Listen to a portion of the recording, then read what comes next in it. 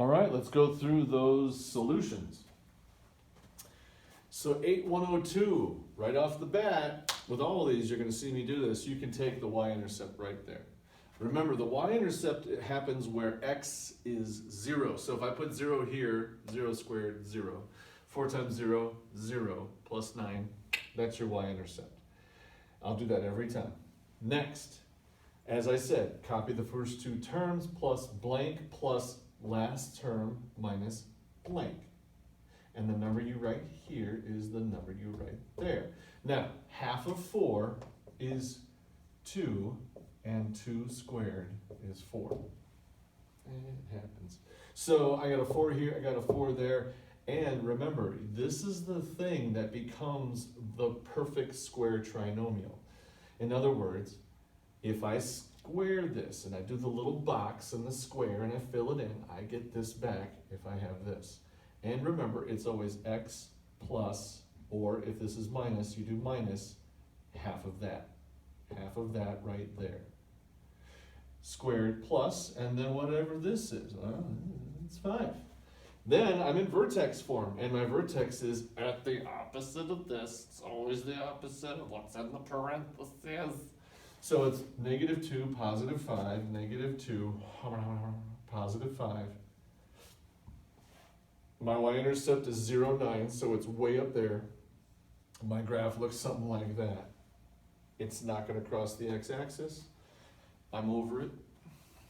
Next one, same thing, y-intercept, hablam. Just pick that number, put a 0 in front of it, y-intercept. Half this number, you get decimals. Half of this is 2.5. 2.5 squared is 6.25. So when I do the perfect square trinomial, it's the same process. X, it's a plus, that's a plus. Half of that is 2.5. Add these two bad boys, I get -4.25. So now I know my vertex is at negative, opposite of this, and that number, -4.25. -2.5, -4.25 is right about here. I know my y-intercept is at 0, 2. So that means I know I've got a coordinate that is 2.5 units over. It's about the same height. Remember the whole symmetry thing? If that's my vertex, the symmetry means same distance apart. And I work my way up and to the right. And then over to the left. And I'm good. Happy parabola. We'll just draw some nice happy parabolas. And now over here, these last two, I didn't want you to graph. You didn't have to graph. If you graphed, great. No extra credit. Moving on. Remember how we had to add that term? So you put a 0 in front of it, that's your y-intercept. Boom! And then half of this is 5. 5 squared is 25.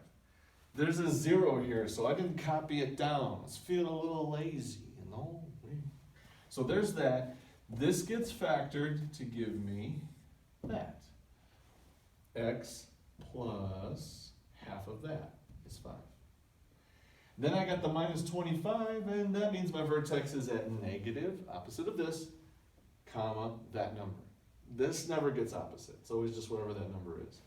This bad boy, again, decimals. Decimals happen. My y-intercept's at 2. Half of this is 3.5. 3.5 squared is 12.25. So I factor this, x plus half of that squared.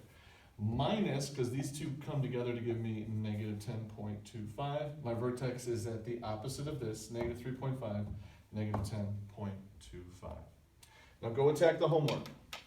Go attack the homework.